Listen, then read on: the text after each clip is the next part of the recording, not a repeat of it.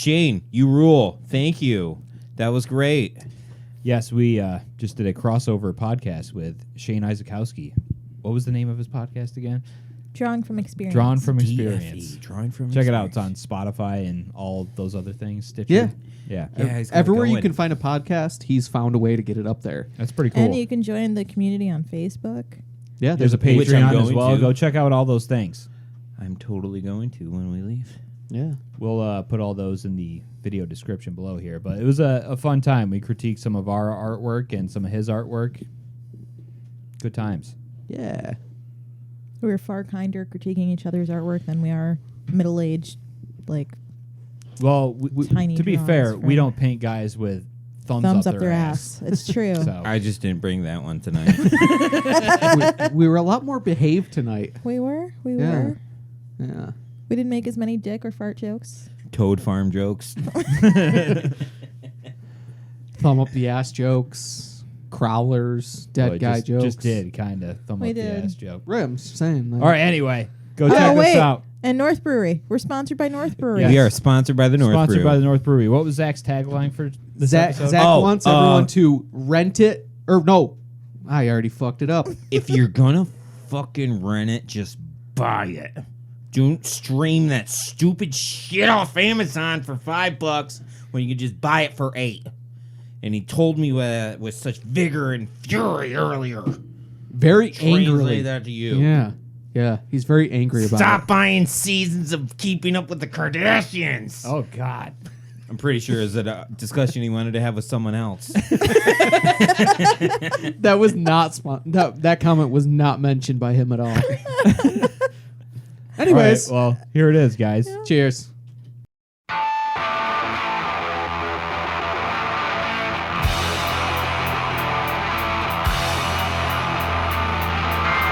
Damaged by you, damaged by me. I'm confused, don't wanna be confused. Welcome, everybody, to another episode of the Drawing from Experience podcast. This is another crossover episode with my friends all the way over in New York with Art Damaged Podcast. Say hello, everyone. Hey, How's it going? Hi, everyone. Hey, this is the most amount of people I've ever had on my podcast before. So, yeah, this is really, really cool. I'm so excited that you guys were able to join me here. And I know that this is going to this screws up your format a little bit on how you guys do your podcast, but I promise for a cool episode today. So, Oh, it'll be fun, I'm sure. Yeah, for sure. yeah. Why don't you guys, can we go around the room and have everyone introduce themselves? Sure. I'm Josh Ruff at joshruff.com and all the things. Reggie Cuvelier here. Go by Reggie Inks on Facebook, Instagram, Twitter.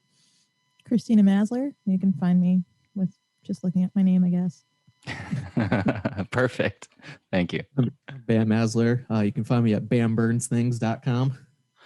Bam Burns Things. Perfect. Bam and Christina have both been on my podcast briefly before as well.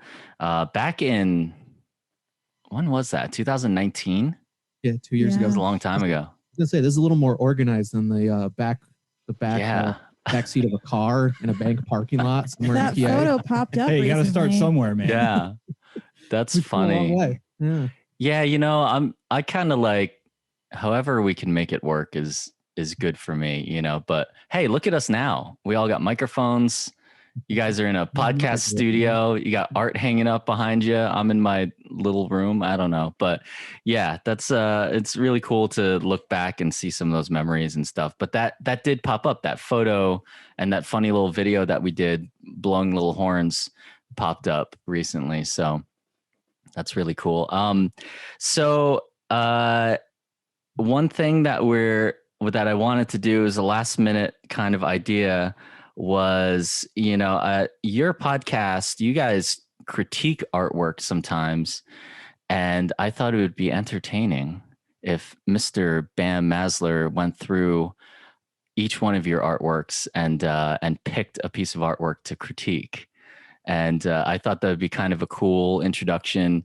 Obviously, on my end of things, it is a podcast, so people will not be able to see the pieces of artwork. However, when I release it, I will be releasing the pieces of artwork that we're critiquing. So just for the listeners on my end, you will be able to see the art.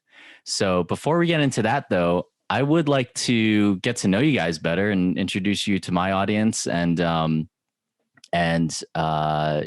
about how from coast to coast, talking about art and things help other artists. And I know 3 out of 4 of you work at your tattoo studio, which is called Renaissance. Yep, Renaissance Studios here in Endicott. Cool. How long have you guys been in business? We opened in 2012. So, it was just 9 years the other day. It's when I almost said 8, but I'm like 2020 doesn't count as a year, I guess. Yeah, it definitely does. Yeah, last 9 years have been cool. Wow. Do you have anything cool planned for your 10-year anniversary?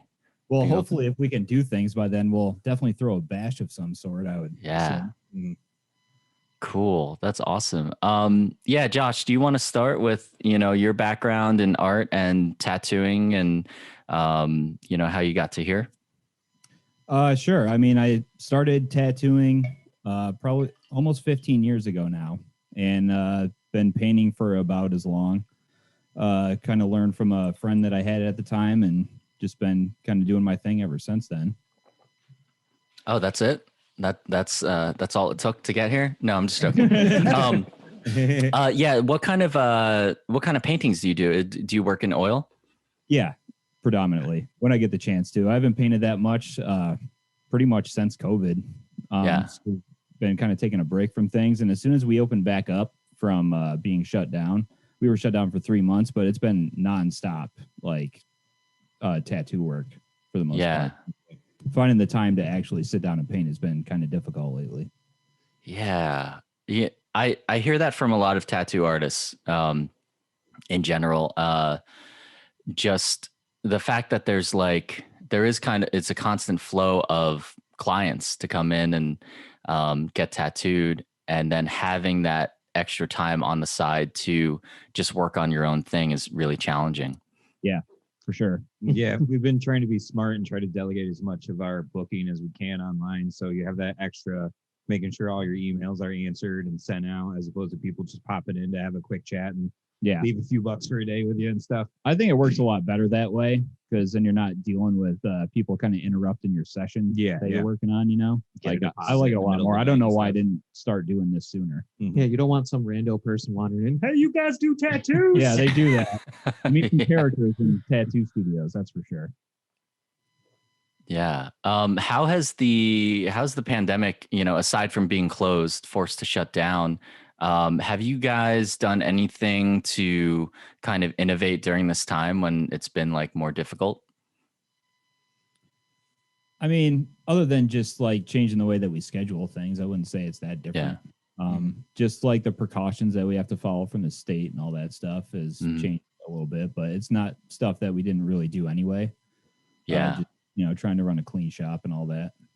Kind of have walk-ins, almost like barbershop. Yeah. We don't really do walk-ins anymore. It's more just appointment only, but that's also one of the things that New York had put in place for our class of businesses, since we're, non-essential. Yeah. Right. They started to shut us down. They put us in with like tanning salons and barbershops and all that stuff. So a lot of the protocol they followed, we tried to follow too. Yeah. You can get a suntan and a tattoo at the same location. It's a horrible idea. Please never do that. Yo, just ink right in. I worked at a video store, and one of the locations, it was like a chain. One of the locations had a tanning salon in it. So I had to, as a video store clerk, clean tanning salons or beds at the end of the night, which was fucking ridiculous. Was that when you were up here, like in the Northeast? When I was in Pennsylvania. That sounds like Northeast kind of shit. Totally. You know how back in the day people get the Playboy sticker? You can give them like a Video King sticker, and they could get that tanned on them. Or like an old, it says Video King, or just like an old VHS. Old VHS, just That's actually a really good idea. Nice old hip piece. Yeah. So, Reggie, where did you start? And are you guys all from that area, or did you move there? Most part. I Yeah. actually I grew up in Northeast Philadelphia and moved to this area like right on the cusp of high school, basically. Like 12, 13, right in that window. Yeah. And for me, a big draw was trying to get into illustration and stuff. So I was actually state school for painting and graphic design before I led into like my apprenticeship with tattooing and whatnot. Yeah. Mhm. Did you have any success in the illustration world at all? It was literally like the New York Comic Convention. I think one year I was like, I'm going to get a portfolio ready. I'm going to go. I'm going to just do what I can. Got a lot of great feedback, got a lot of great business cards and stuff. But almost right after I put that together, I ended up just kind of lining up my apprenticeship, basically. So the portfolio I took to go shop around at comic conventions was the same portfolio that I used to kind of land my apprenticeship under Elliot. That's cool. I years ago when I was trying to figure out my art life, I went into this tattoo shop, and essentially the tattoo artist who ended up becoming my friend took time with me and sat down because I was like, I want to apprentice for tattoos, and he basically spent the time to like convince me not to. Yeah. So yeah, like I don't know what your thoughts are on that, and like for other people who might be listening who might be considering that, I do know what I've seen from talking to other tattoo artists is that they have a steady source of income, aside from this pandemic and stuff. But it seems like it's a pretty sure way to, get your foot into the art world, be doing art full time. But it is, I think the drawbacks are it's difficult physically on your body because you're tattooing for, however many hours. And yeah, but what are your thoughts? Do you think people who are aspiring to be tattoo artists should be going into that field? Do you think the tattoo industry is oversaturated? I know that there's TV shows that blew up the tattoo industry, in some ways good, some ways bad. So yeah, what are your thoughts on it? I mean, I think it is a bit oversaturated, but there is like a lot of like huge talent that's coming out of tattooing right now. Yeah. Just as far as like the work that's being done, like it's way more intense than when I started like 15 years ago. Mm-hmm. And like I haven't even been in this industry that long, like 15 years is nothing compared to the complete history of the art. Yeah. So it's definitely come a long way. And I mean, I would encourage people to do it if they want to do it. Just I would encourage you find a person whose style that you like or something that you would like to learn how to do. Because like if you go to a traditional tattoo artist, he's not going to be able to teach you how to do like realism or anything like that. If that's your goal, like just make sure you learn from the right person, basically, if you're going to do that. Yeah. And don't do it on your own. Yes. Mm-hmm. Guidance is very necessary. Like when you're dealing with something as permanent as a tattoo, there's very little forgiveness in this art form. Mm-hmm. Do you guys do, is it an all custom shop that you guys do? Okay, cool. Yeah. I respect that very much. Who are the best tattoo artists right now? Living tattoo artists. I mean, that really depends on like what kind of what style you like, and there's so many good ones right now. Like, I think Josh Duffy's my favorite. He's a amazing black and gray artist from Phoenix, Arizona. His work's phenomenal. I have some of his work. There's this crazy scene in like Barcelona, Spain, with all these amazing neo-traditional guys. Like something going along. Oh, really? Yeah, there's like little pockets here and there. Yeah. Like Australia has a crazy, awesome like color realism scene right now. It's pretty Awesome. Australia's art scene is fucking fun. Yeah. I have a few friends in Australia, and so I get to see all the stuff that's coming out. It's a lot of my friends who do art there are in like the festival culture, but it always just seems like everyone's having a fucking good time there. Probably because they have all those crazy animals and shit to look at. Everything can kill you, so you might. Yeah. So, Christina, when did you join the shop? When did you start tattooing there? Brandon, you're good with dates. Everything's Oh, a shit. blur to me. I know you started apprenticing like kind of right after I took over the business. So it Yeah. was probably around like 2013. Yeah, it was maybe. Yeah. 20 Oh probably. wow, okay. Yep. Cool. And is it just the three of you, or are there other? There's others. artists? Two other guys. Oh, okay. And do you guys do like guest spots? Like you have people come and visit and guest tattoo there? Yeah, the most recently Ellie Oxenblood came here and did a guest spot with us. She's on Instagram at Oxenblood. Cool. When the world was normal, were you guys doing some of the tattoo expos and the conventions and things like that? That was like our goal for the summer that we locked down, to start doing those a little bit more together. Fuck. Have, like, a crew Yeah, up I mean, and I stuff. do like usually like 4 or 5 of them a year.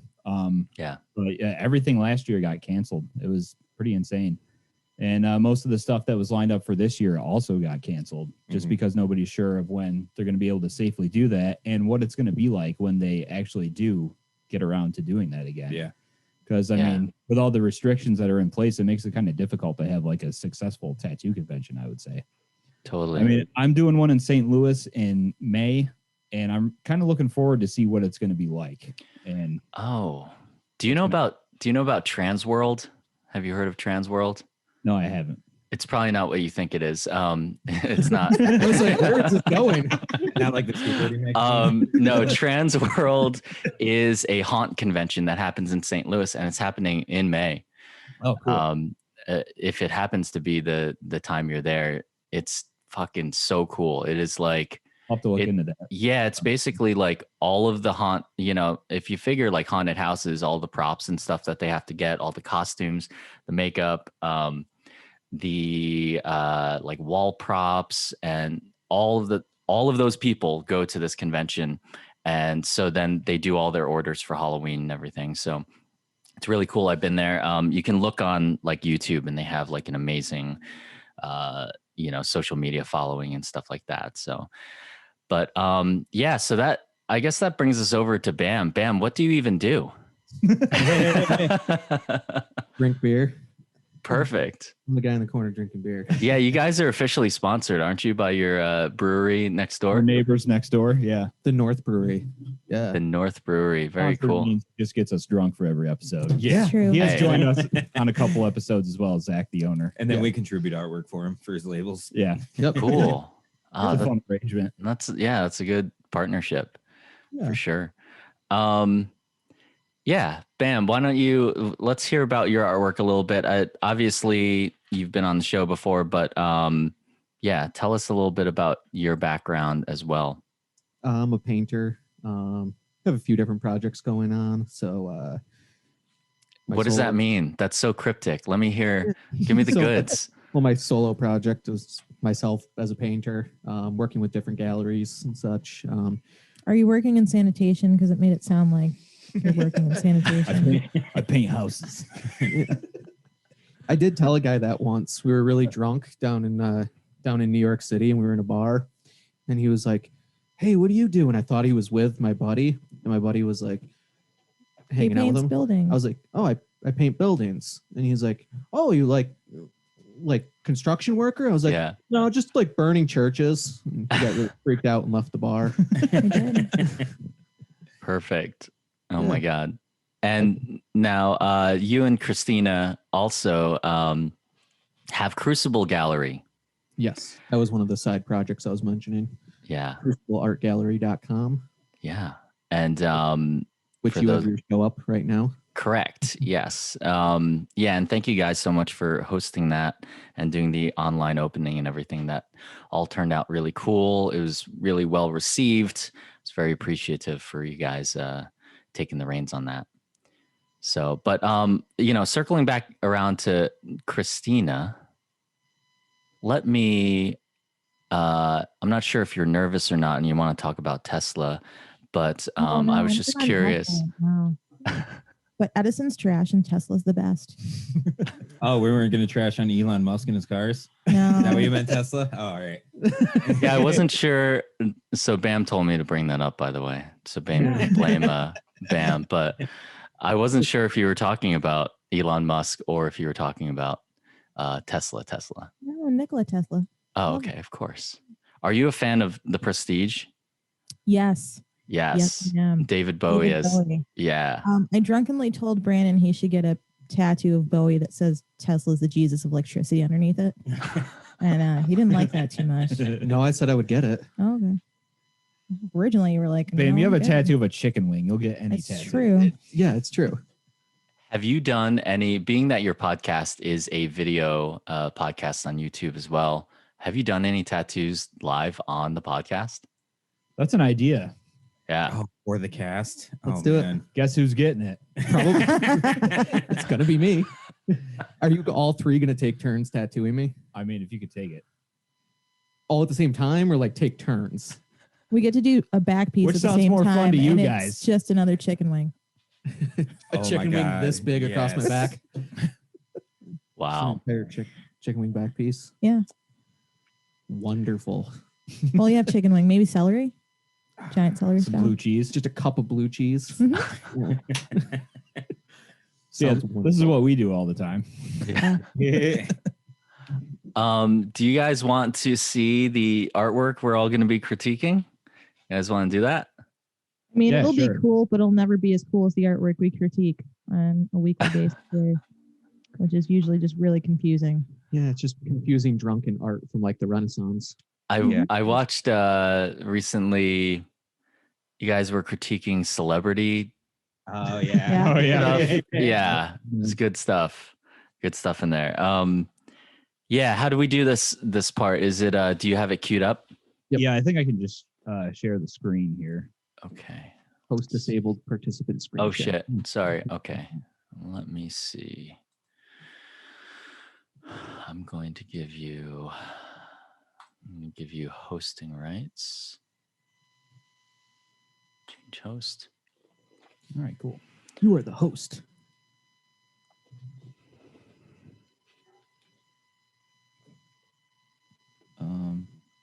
Try and figure this out here.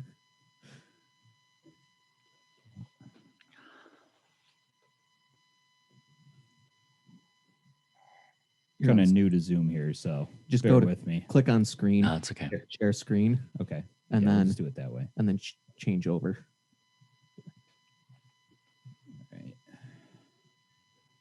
All right, can you see this? Yes. That one's mine. It's not on Mm. fire. What's the name of this piece? American Parish. And what was the what year is this?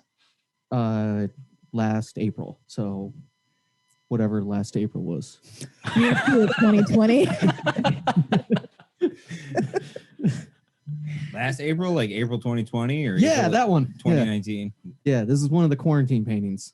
Oh, right on. Right. You actually completed a quarantine painting. I Cool. did. I started like 4 of them and didn't finish any of them. I completed a couple actually. Cool. What's the medium? Oil. Mm. It's interesting. It has like a watercolor quality to some of it or something. I was gonna say something similar to that, like the way the white is sort of glazed over on certain parts of the door. See more like it'd be not necessarily an oil, you know, The trick is lots of liquid, Yes. coffee, and a hair dryer. and lack of sleep. Dry it real fast. Probably. Yeah. This one was one of the North Brewery labels ended up being. So Oh yeah, that's right. Oh, cool. What's the name of the beer? American Parish. Oh, cool. So I ripped off the name of the beer for the painting label. Oh, Really real neat. original, Bam. Yeah. Real original. What's the next piece gonna be called? Yingling. I already did that one. It's called PBR. Can't wait for Milwaukee's best. Oh, no, that's gonna be a good one. What Oh is that? God, I haven't had Milwaukee's best since I left Pennsylvania for sure. You're not Oh, missing man. anything. Yeah. liberal Oh, I too. know. I know. It's still terrible. Still tastes like skin. Bam, tell me what's your process like when you do a piece like this? Like, Um, what's the order that you do everything? Usually drawing, and then transfer it to panel, and then very thin layers. I do a lot of layers. Hmm. Way too much liquid. with the smallest brush he could possibly find on the face of the earth. Yep. No matter Oh, the yeah. size of the What panel. size is this piece? This original? 10 by 10. I Oh, think. okay. Yeah, 10 by 10. Still painted with a 3-hair brush though. A 20 Yeah. spotter, you know. Like a psychopath. Yeah, everything's done with like a 3-hair brush. Wow. Have you been able to easily find buyers, collectors for your work during this time? Hit or miss. Yeah. Well, this is a cool piece. Collectible. Was this from reference? Did you take the photo or did you find it somewhere online? I found it online. Yeah. Do you know what the church was? I don't. I was trying to find more information about it, but there was something really captivating about it, so I wanted to go with it. Really, most of it was just the door that I found, and then kind of added in other parts of it. So Right. it was mostly zoomed in super close on the door, and then that's when I added in the side parts and added in all the vine work and stuff like that. So made some changes to it. Yeah. It's fucking cool. And you know, I picture for you, I think what would be such a cool thing that if you got it all together, you'd have to make like a proposal and shit, but like you could probably get a grant. I know this sounds ridiculous, but you could probably get a grant to like essentially say like 10 different locations in America or something and travel around and photograph these different places. And then at the end, like have an art show, you know? I've been Good idea. I've been driving around upstate New York looking for abandoned buildings lately. And I've noticed, I was telling Reggie the other day, I've noticed that the more run down the building is, the bigger the banner is. the bigger the Trump banner gets. like nicer homes will have just a little like 5x7, 10 Trump 10 by heads. 10. Very quiet Yeah, on just a their little Yeah. one. minivan bumper And then it's like sticker. as the banner gets bigger, the building gets worse. And then we were driving the one day and there was a collapsed barn and there was only one wall still standing and there was like a 20-foot banner across the side of it. Oh my God. Yay. When we were driving around, though, I did find the most unicorn house, and I want to be friends with that person. It was in Wilkes-Barre, PA, and she had like magazine cutouts of Elvis Presley covering her enclosed porch on the outside, just like package taped to the side of her house, going up the whole front of it. And I was like, I want to meet this lady. That I want to see looks what like the a inside of her party. house is. She fucking loves Elvis. One of the coolest things I got to witness was driving from Bainbridge, New York, down to Athens. Hey, that's where I was born. Yep. So we were going around this curve, and on the right-hand side is this giant field, and then behind it is the collapsed barn with a Trump 2020 flag, and then in front of that there was a giant roll-off dumpster, and they were burning trash in that, and it was like a 20-foot dumpster right in front of it. So there's a dumpster fire. Since I hail from this town, I can confirm that this is all true. And then in front of the dumpster in that giant field was a horse that was freaking out because of the fire. And it was just kept rearing back and was Oh like my running God. around trying to get away from the fire. It was like a white trash version of the Four Horsemen of the Apocalypse. Like Durer would have made an etching of this back in the day. Nice. I wanted to get photos of it so bad, but I was like, this guy will shoot me if he sees me. Get off my property. Yeah. Yeah, that'll I- happen. Yeah, when I was visiting Pennsylvania a few months ago, the person across the street from my mom's house had a Trump banner that was within a like outline of the state of Pennsylvania. It was a picture of Trump, but his face was photoshopped onto Rambo's body. Yes. The worst. Oh my God. Unbelievable. Like a fucking eagle flying behind him and shit. Oh, it's the worst. Or the I just can't Last believe it. blood. Or the best. That sounds amazing. All right. Next piece of artwork. Let's see it. That's mine. Hey. Cool. It's a mushroom lady. She's covered in mushrooms. Is she dead? I was Maybe. I was just gonna ask that. Is she dead or is she resting? This reminds me of that one episode of Hannibal I haven't watched that episode yet. I'm slowly taking in Hannibal because I know there's only like certain amount of episodes. Yeah. And it was it's also really giving me good. real weird dreams. I don't know why. I keep telling her she needs to start painting those because if her dreams are weirder than this, then they're gonna make some good paintings. Yeah. What do you use for your reference? Usually I will just do a rough sketch thumbnail and then I'll look for different reference photos online. Hmm. I can't take my own. And Yeah. then just put them together and go over it in Procreate to kind of color match stuff or figure out where I want my light source to come from. And then start drawing it out and transfer and paint. What's the title of this piece? I don't remember. We could just There's call one it The Mushroom Lady. Yeah, you can call it Mushroom Lady. Shrooms. Was this? I never write down what I title pieces, and then they just end up changing over the years. So, yeah, I should probably start writing that shit down. This is cool. You cut out the gold leaf for this piece? Is that what her halo was? Yeah, I tried to gold leaf it, and it did not go well. So I just painted over it with yellow, and then I was gonna go over it, and I forgot. Ran out of time before that show, so that's how she stayed. Oh, what show was this for? Oh, it was just at the North Brewery. Hmm, Next cool. door. They used to have a First Fridays there before the COVID happened. Yeah. Wow. Sounds like those guys are cool. Yeah. Yeah, they're They pretty have awesome. like art shows and stuff, and having artists do work for the labels and everything. I think it sounds really awesome. Yeah, Zach. He's a did big a couple supporter of that. did a couple painting classes while he was in school. So That's what he went to school for was graphic design. yeah, So Which episode was it that he first joined the podcast with us? oh, Kooning and Bahari. yeah, we de talked about Willem de Kooning. Kooning. yeah, Willem de Kooning. We kept just calling him Cooning. Yeah. It's apparently not his name.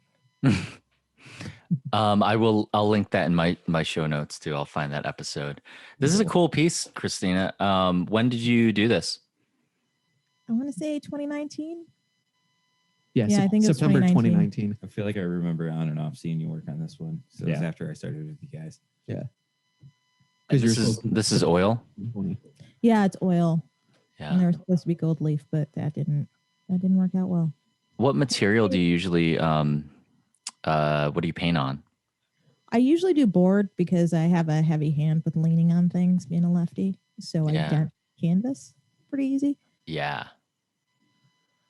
Cool. That and I tend to paint stuff and then it goes and lives in the closet till I remember it lives there. So they tend to last a little longer when they're on board. Yeah, no cat nails poking through your canvas. Yeah. Yeah, I like your color palette here. Like these like the warm tones that are going on in the foreground here. Thanks. Mm-hmm. Does anybody else have anything to say about Christina's artwork here? I will say that she is very thorough when it comes to just designing and sketching out like her characters and stuff. Like she never just will like trace a photo and then just paint over it. It's always she'll have to draw it out herself and Like 20 really nail it. times. And then Like she invests a lot of time in it. I see it every day. Yeah. Even when she's like doing her tattoos and stuff. I really admire that. thanks. I have the OCD. And it shows. Cool. Do you guys want to move on? Yeah, sure. Ooh. Sweet. This is one Fun. of my older pieces. Wow. Okay. Yeah. What year? 2017. And what size was the original? This was 12 by 24, I think. Cool. This was for the Crucible open show. Yeah, yeah. Oh, okay. What's the title of this piece? I think I called it Apparition. Nice. I like that you took a classic idea and you put like this other spin, much more detailed spin on the whole thing. Yeah, it seemed more fun than just painting like a sheet or Yeah. script, you know. Here's a painting of a sheet. I've always been a huge fan of like really intense colors and also kind of putting those colors against more muted tones. Yeah, I really love that that green. Is this oil? I started this as acrylic just for like the underpainting. Like I did a kind of a what's it called, like a gristle underpainting where it's like just black and white. And then Grisaille, yeah. Yeah. And then I just glazed color over top of that with oil. Cool. Yeah, it's really neat, dude. What are your main influences? I know that's a ridiculous question on an art podcast, but yeah, where did you get some of your style and stuff from for your personal work? I would have to say that tattooing had a huge influence on it. Just what looks good as like a colorful tattoo. Even though I don't really do color work anymore, like it's all black and gray now. But like when I did color work, I learned a lot just from like what makes a good tattoo, what's clear and readable from a distance, like how to like make contrast with color and stuff like that. And that definitely still lives in my painting. Like when I try and do painting, because I'll always paint in color. Like I never usually do like a lot of black and gray. So I kind of just save all my color work for paint, more or less. Cool. But yeah, just like a lot of the stuff you see here, like the kind of rim lighting at the top, that like electric blue kind of color. Yeah. That's something I would use in tattooing a lot when I did like color tattoos, just to create like a nice edge, you know? Yeah. What is there a story with this piece going on? I mean, not really. I just wanted to paint something cool. Honestly, like I feel like I could formulate a story out of, like the face that's in the front here, and then also the butterfly that's coming out over there. Is really cool. It kind of gets my imagination going. The colors, it's a little reminiscent of like Goosebumps covers. I don't know if you guys read Goosebumps. Some, like super exaggerated kind of horror stuff. Yeah. Ed Repka, after we did that, I feel like I see some of the way he would do the toxic green to purple, what I mean? Yeah. Well, I just love that color. I got a few paintings with that. Permanent green light is the color right there. And like, I think it's like phthalo turquoise that I use for like a lot of the glazing and stuff too. Oh, cool. I really like that kind of spectrum. It It looks really good against like some other colors. Yeah. Like purple to toxic green. Yeah. Yeah, man, that's so cool. I love it. Yeah, I wasn't sure if we were going to, if you guys were going to show us tattoo work or original paintings or what, but I'm glad you went down this road. So pretty cool. Yeah, let's move on to the next one. Cool. Wow. And now for a completely different shift. Here we go. Yeah, that was it. This is actually like a digital study for me. This is shortly after I first got my hands on an iPad, and I kind of mostly designed this as a fun little tattoo idea to try to sell to somebody after as we do sometimes. Yeah. Yeah. Did you end up tattooing this on anybody? No, I have yet to put this on anybody. What the hell? Hey. And why here's this one. Any 90s kids out there looking for a Power Rangers tattoo. Right. I wasn't much of a Power Rangers fan. I did watch it, but I wasn't like a hardcore fan like some people are. But I can't remember that this is fighting words. Oh shit! Did I just? No, I didn't get into it until like way later on. I was like, wow, this is like the coolest stuff ever. I like that. I like the monsters that were in it. Character designs for all the creatures and stuff. Yeah. I like all the explosions into the parking lots that they had. Dude, there were so many parking lots. I think it was just one, but multiple explosions. Which They is just kept using the same B-roll footage. Yeah. backdrop. Yeah. Oh, we're in a school. Now we're in a park. Yeah. We're at the mall. When you create your digital illustrations, what are you using? What program? I use Procreate for this. Oh, cool. Yeah. Yeah. Do you guys do a lot of your planning for tattoo work digitally? I mean, I have for like probably the past, I don't know, like 8 years now, ever since I got a Wacom tablet like years ago. Yeah. And then I just used that. Like once it got to a point where you could draw on a screen like you were drawing on a piece of paper, and that was accessible, that just made life so much easier for me. Because like what I'll do is take pictures of like the client's arm if they're getting like a sleeve tattoo or something, and then just draw right on that, and it's so much easier to figure things out. Yeah, and faster, right? Yeah, Mhm. for sure. Yeah, Yeah. it definitely Like cut the digitally. prep time in half. Yeah, use the layers so you're not erasing away line art you already made and stuff. What were you saying, Christina? Oh no, I said by drawing digitally, I probably saved like a whole forest worth of trees. Yeah, At this that point. too. Yeah. Totally. I'd really like to get more into digital. I always have computer issues. Like nothing ever works exactly right. So I haven't really gotten a chance to do that. But I think at some point I'm probably just going to go with like Procreate and like an iPad or something like that. Yeah, You know? that's a pretty simple setup that works pretty well, I would say. I mean, Yeah. I have like one of the big like Wacom tablets at my house that it's connected to my computer, and I never use it anymore. I just use the iPad. It's so simple. Yeah. Yeah, cool. Well, thank you for sharing this wonderful Power Rangers piece here. Yeah, absolutely. Thanks for reviewing it. Yeah.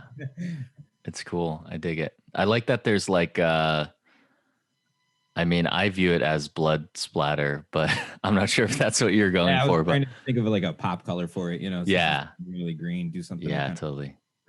He already has like a little bit of orange going on and like the gold rim, you know. Yeah. Cool. That's kind of my shtick, is the pop culture ish sci-fi illustration nonsense. Yeah. You know, people recently have been contacting me for tattoo designs, and me not being, you know, in the tattoo world, I think a lot about what's going to make it the easiest on the tattoo artist when I'm creating this design, you know, and it's hard because, you know, my work doesn't have hard lines like this, you know, so it's more on the realistic side. So I always try to recommend to them, like, make sure when you get this tattooed, that you find the right tattoo artist who knows how to do more realistic, you know, they're copying the design from a painting. So I just feel like I feel like apologetic usually, because I'm just like, I don't know who's going to be able to do this correctly, but I feel like you really need to do your research to be able to find, you know, who's going to be able to do it. But I would imagine, you know, being in the tattoo industry, you guys come across a lot of people who want a certain thing, and you have to explain to them why it's not going to work, or Yeah, there's plenty of that for sure. yeah. Cool. Well, let's move on to some piece of shit. Hey, I got to tell you, I really like this, man. Like, but first of all, where did you find a candy machine to do all? thank you. Yeah, so it's kind of tough to see on this image, but you know, all of the details and everything. But the actual vending machine was, I won it in an auction, on like an online auction. It was when I was living in San Francisco, and a friend of mine, I got him, he had a truck, and we ended up driving like 2 hours away, and I won it for like, you know, $40 or $50 online. But then we had to haul this thing out of there. And originally I was going to load this vending machine up into my Toyota Prius, which luckily I did not go by myself, because this thing was so heavy.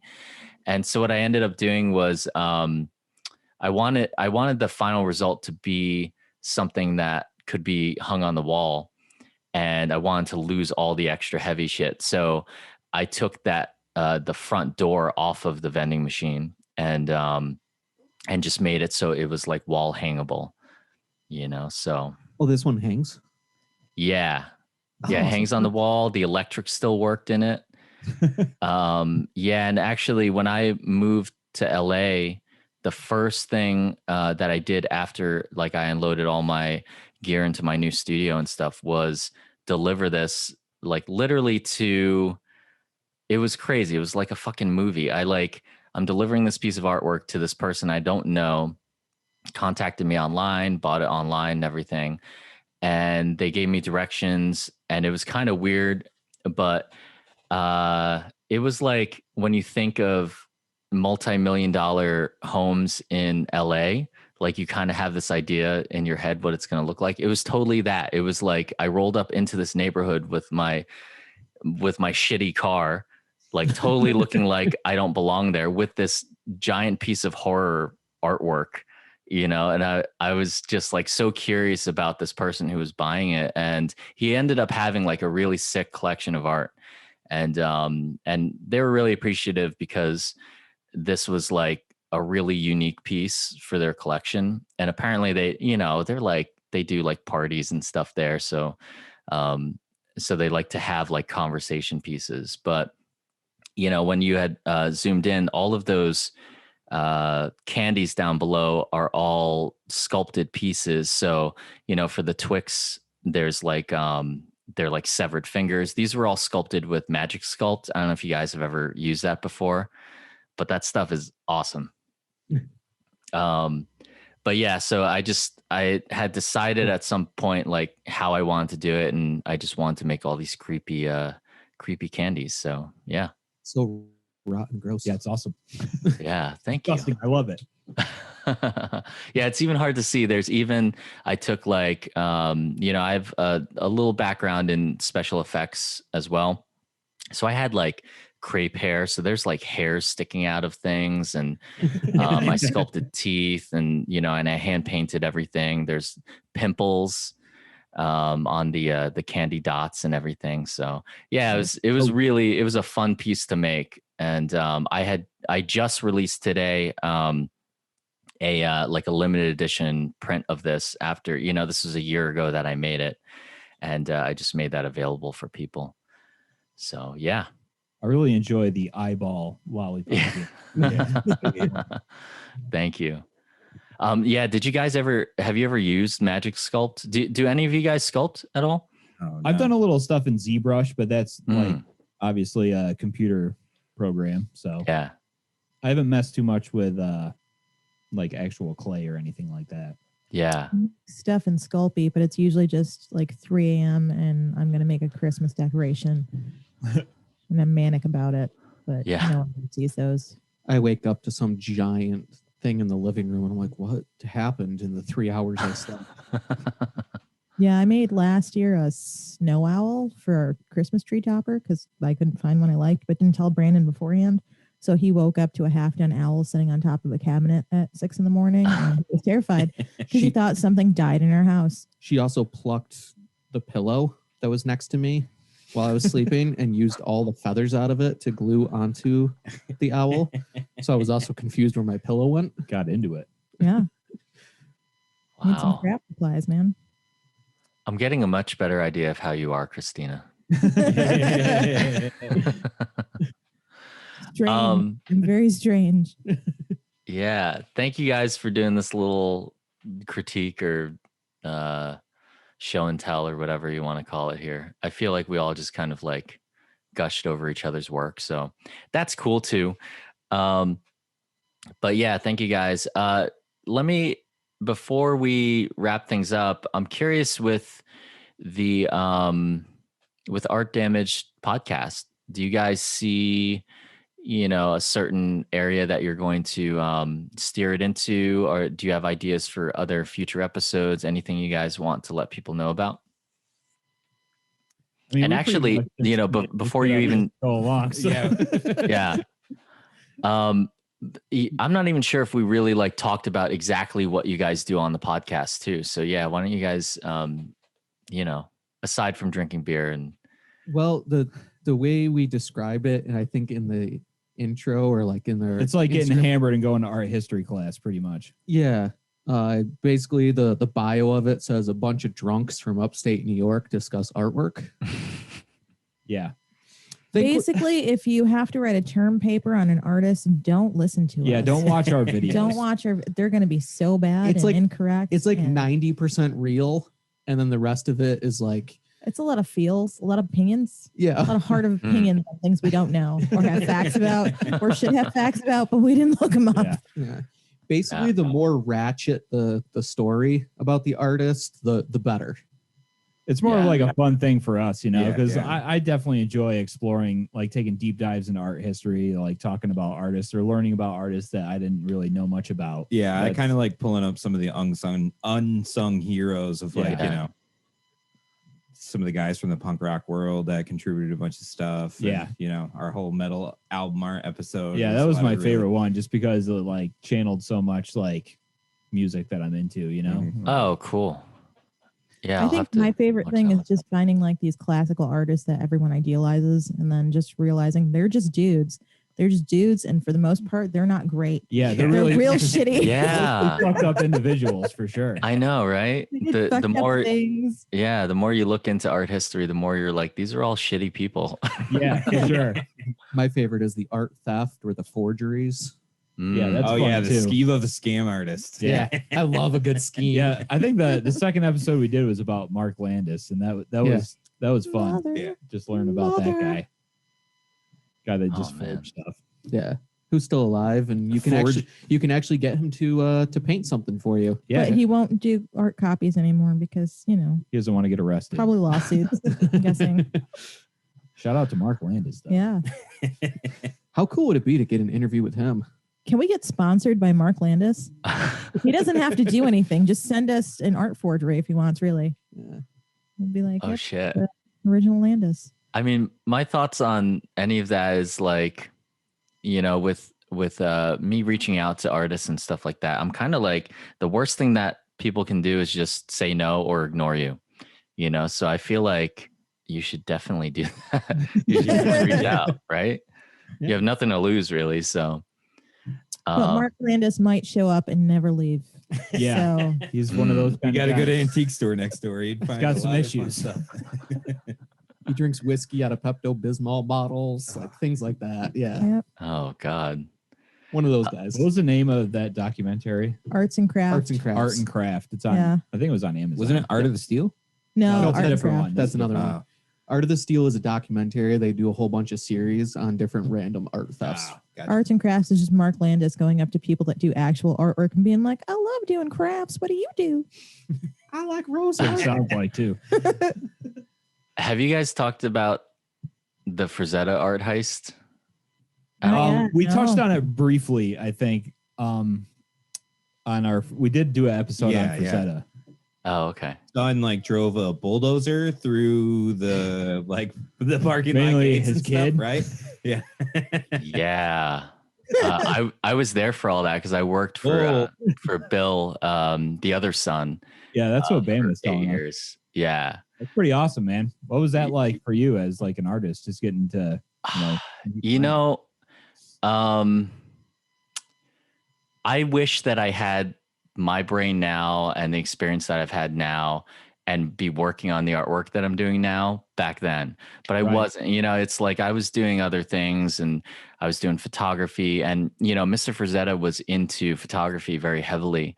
So in addition to working at the costume shop with Billy, I was at the same time working at a photo shop in town. And so this was his like local photo shop. So he would come in and like want to know about all the new cameras. He was really into photography and, you know, he shot a lot of his own reference and stuff for paintings.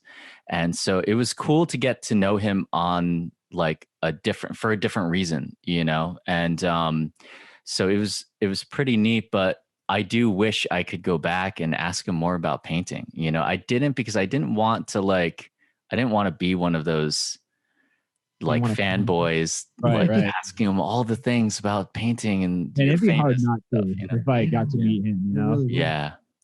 Yeah.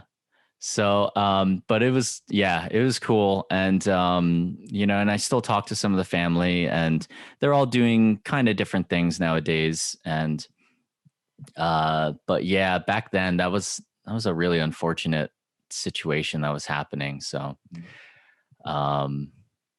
We're thinking about taking a trip down and see the museum. Yeah, it's not far from here. It's like an hour and a half away, maybe.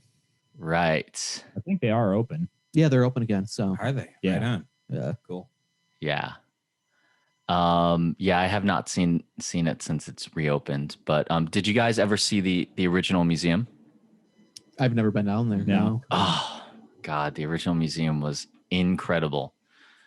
I mean, it was, you know, what was cool was just like, of course, seeing original artwork in person, just seeing, like looking at it and you could see the underpainting and then you could also see like pencil behind it. Nice. it's just, I learned so much just by looking at those in person, you know? And, yeah, I mean, the thing with working with Bill Frisetta, Bill knows so much about his father's artwork, insane amounts. He knows what things are worth. He knows, he grew up around it. So he's just like a plethora of information and knowledge about it. So like, and he also like loves certain pieces, and he loves them for different reasons. And so just like talking to him. So if you guys do make the trip, also check out Frisetta's costumes in East Stroudsburg. I went there when I was little. And I Oh, didn't really? know, like at the time, because I was like 6. And I was just like, sweet, a costume shop. Yeah. I had no idea. I think I accidentally wandered into like where the office area was and the artwork was hanging. And I was like, I don't think I'm supposed to be here. And just wandered back downstairs. I was like, cool, sweet Batman cards. Yeah, I mean, we definitely got to get down there. He was one of my favorite artists still, you know? Yeah.